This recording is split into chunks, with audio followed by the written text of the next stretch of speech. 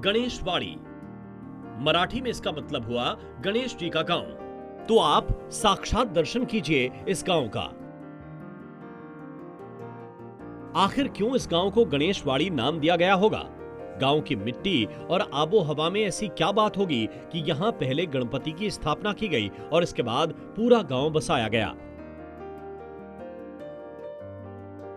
17वीं सदी का पेशवा काल, जब कोल्हापुर में बसा गांव। इस गांव की बसावट का काल हमने इसलिए पहले बताया ताकि इसकी विरासत का कालखंड आपको पता रहे, क्योंकि इसी कालखंड में इस गांव की बुनियाद और यहाँ भव्य गणपति मंदिर का रहस्य छिपा है।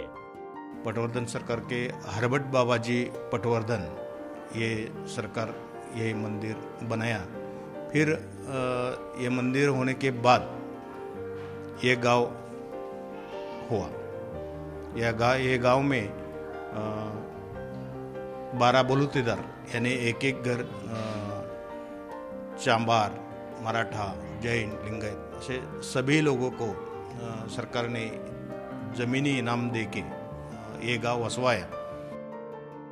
ये गणेशवाड़ी का संक्षिप्त इतिहास है जो पूर्व सरपंच ने बताया।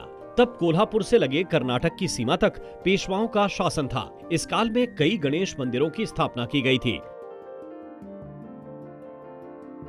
लेकिन इस गांव में गणपति को स्थापित करने के पीछे एक खास वजह है।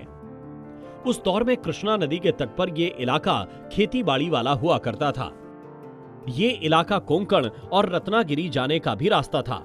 इसी रास्ते पेशवा के सूबेदार और गणेश भक्त हरिभक्त पटवर्धन रत्नागिरी जिले के गणपति पुले के देवता के दर्शन करने जाते थे। लेकिन कोंकण छोड़ने के बाद पटवर्धन को चिंता हुई कि ये यात्रा छूट जाएगी।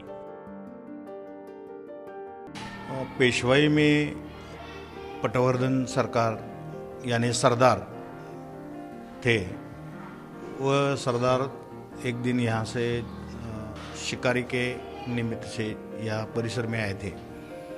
वो निद्रिस्त अवस्था में उनको दृष्टांत हुआ कि यही ठिकान पे मैं स्थित हूँ गणेश जी की। तो वो जो बुरुज था वो खोदकाम करके उस बुरुज से ये मूर्ति निकाली। ये शालिग्राम की मूर्ति है। ये काला था साधारणतः 17 से 57 का आसपास था। वो मूर्ति निकाल के यह मंदिर बनाया गया। सूबेदार हरिभट्ट पटवर्धन को जैसा सपने में दिखा था, ठीक वैसे ही कृष्णा नदी के तट पर मीनार के नीचे गणेश जी की प्रतिमा दिखाई दी। ये बात सूबेदार के सेवकों को भी हैरान करने वाली थी। आखिर इतनी अद्भुत मूर्ति एक स्वप्न के आधार पर कैसे मिली? इस मूर्ति की खास बात यह थी कि ये उस कुरुंद पत्थर से तराशी गई थी जो कर्नाटक महाराष्ट्र सीमा पर बड़ी मात्रा में मिलता है। इस मूर्ति ने कर्नाटक और महाराष्ट्र दोनों सूबों के किसानों को भाषा और क्षेत्रीय विवादों से ऊपर उठाया। आज भी इस मंदिर में विराजमान भगवान कोल्हापुर के साथ सांगली और कर्नाटक के बीजापुर और बेलगाम के लोगों के लिए कुल देवता की तरह हैं। कन्नड़ में इसे देवरहाली नाम से जाना जाता है। देवरहाली का मतलब हुआ भगवान का गांव। इसका निर्माण कर्नाटक और महाराष्ट्र के 5 जिले के लोगों ने मिलकर किया और नाम दिया गया गणेशवाड़ी। मंदिर में जब गणपति की प्राण प्रतिष्ठा की गई तो कुछ ही दिनों में कई चमत्कारिक शक्तियों की वजह से यह मंदिर लोगों के बीच चर्चा का केंद्र बन गया।